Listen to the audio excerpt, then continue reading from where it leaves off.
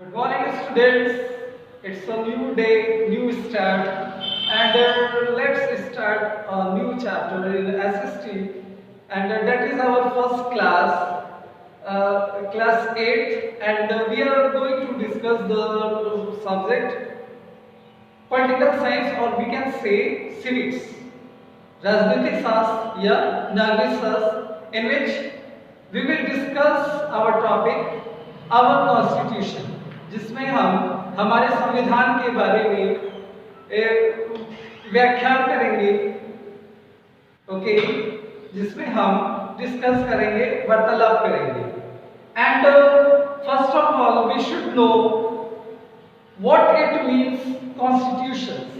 सर्वप्रथम यह जानने की जरूरत है कि संविधान है क्या।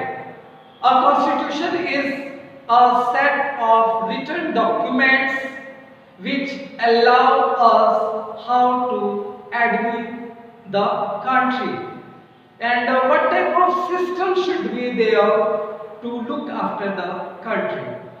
हमारा संविधान एक लिखित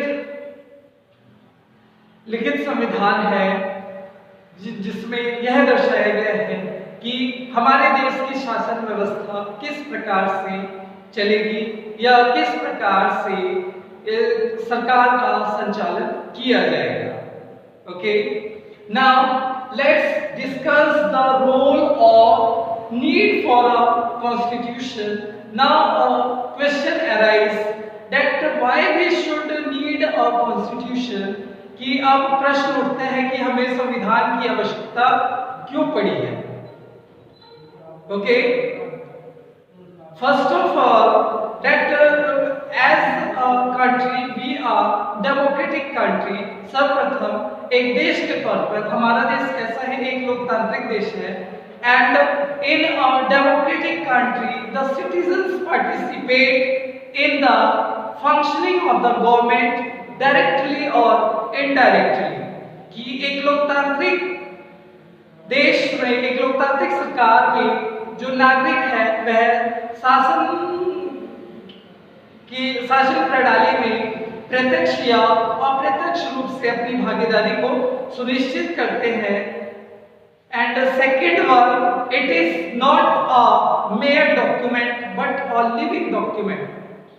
दूसरा ये कि ये सिर्फ एक लिखित दस्तावेज ही नहीं है, बल्कि in our day-to-day life, whenever there is something need changes, जब भी कभी बदलाव की जरूरत होती है संविधान में, यह इसमें हमेशा नए नए कानून जोड़े जाते हैं और इसमें परिवर्तन किए जाते हैं।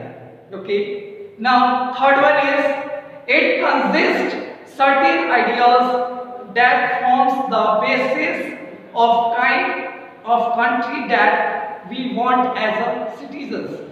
तीसरा ये कि संविधान इस बात का आधार तैयार करता है कि एक नागरिक के तौर पर हम अपने देश को कैसे देखना चाहते हैं। Okay, third one is the constitution helps serve as a set of rules and principles that all persons in a country can agree upon. संविधान एक निश्चित सिद्धांत का नियमों का निर्माण करता है जिसपे सभी नागरिक सहमत हो और उसमें कोई भी बिंदु ऐसा ना हो जिसपे कोई भी नागरिक असहमति व्यक्त करे। And last one is that it ensures that one community can never dominate community or intra community, so it helps us to save from that situation। दूसरा ये कि यह संविधान हमारा यह सुनिश्चित करता है कि कोई भी व्यक्ति न सिर्फ अपने समुदाय के लोगों के ऊपर नियंत्रण स्थापित करे या कोई खास समुदाय दूसरे समुदाय में शासन करे। जो संविधान है यह सभी समुदाय की भागीदारी को सुनिश्चित करता है जिससे देश की शासन प्रणाली एक सही ढंग से अपने कार्य का संचालन करे। Okay, right now we will discuss what are the features of Indian constitution. अब हम चर्चा करेंगे कि हमारे भारतीय संविधान की ऐसी कौन कौन सी विशेषताएं हैं। First one is in our detailed written constitution, it has been said that Indian constitution is the longest written constitution। कहा जाता है कि जो भारतीय संविधान है विश्व का सबसे बड़ा लिखित संविधान है। ओके, जिसमें कई धाराएं, उपधाराएं और आर्टिकल्स वगैरह क्या किए गए हैं, ऐड किए गए हैं। Okay, second one is provision of amendment. Amendment का मतलब है कि उसमें संशोधन का अधिकार।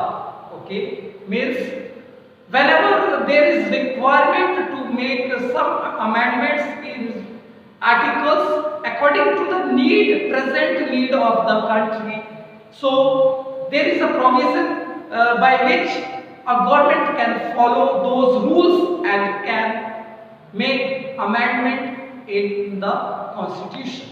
हमारा संविधान इस बात की भी आज्ञा देता है कि सरकार उचित प्रक्रियाओं का पालन करके संविधान में उचित संशोधन कर सके। Third one is sovereign democratic Republic, अर्थात एक हमारा जो देश है वो क्या है, संघात्मक गणतंत्र है। अर्थात it means our country is free from outer interfere, outer control.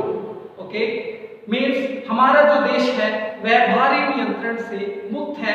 And we as a citizens are taking active participation in the forming of government to in the functioning of government. और हम भारतीय नागरिक सरकार की शासन प्रक्रिया में भाग लेते हैं, जिससे कि एक संविधान सरकार का गठन होता है।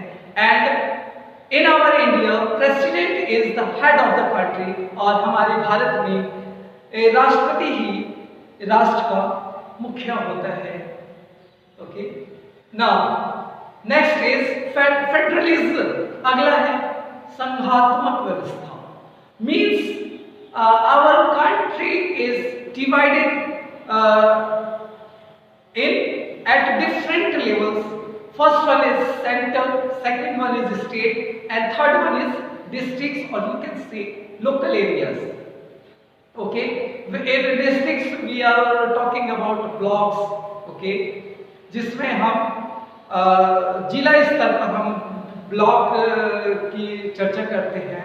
और हमारा जो देश है एक संघात्मक देश है, जिसमें राष्ट्रीय स्तर पर केंद्र सरकार कार्य करती है, राज्य स्तर पर राज्य सरकार और जिला स्तर पर स्थानीय सरकारें कार्य करती है, पंचायती राज व्यवस्था कार्य करती है। Next one is parliamentary system. Parliamentary system means संसदीय कार्य प्रणाली। हमारा जो संविधान है यह सुनिश्चित करता है कि भारत देश की जो संसदीय कार्य प्रणाली होगी वह संसदीय कार्य प्रणाली होगी। Means there will be parliament house in which political parties will take their seats and make all the important decisions to run the government। Means संसदीय व्यवस्था में विभिन्न राजनीतिक पार्टियों को स्थान दिया गया है कि वह चुनाव जीत के संसद में जाए और सरकार का गठन करे और देश की शासन व्यवस्था को उचित तरीके से चलाए। Next one is separation of powers. अगली विशेषता यह है शक्तियों का बंटवारा। मीन्स एट द सेंटर, केंद्र में केंद्र सरकार कार्य करेगी, राज्य में राज्य सरकार कार्य करेगी, जिला स्तर पर जो आपके म्युनिसिपल कॉर्पोरेशंस होती हैं वे कार्य करेगी निगम स्तर पर। ओके, उसमें जिला कलेक्टर्स जो जिला अधिकारी होते हैं उनके नेतृत्व में किसी भी जिले के अंदर विभिन्न कार्य होते हैं। Okay, next one is fundamental rights. अगला आता है कि जो हमारा संविधान है वह आधारभूत मौलिक अधिकार अपने नागरिकों को प्रदान करता है। And it is the most important things for the citizens. If they don't have any fundamental rights, then we can't say that our country is a democratic country. और यदि ये फंडामेंटल ये आधारभूत मौलिक अधिकार ही नहीं होंगे तो हम नहीं कह सकते हैं कि हमारा देश संसदीय लोक प्रणाली को फॉलो करता है। मीन्स संसदीय कार्य प्रणाली हमारे देश में कार्य करती है।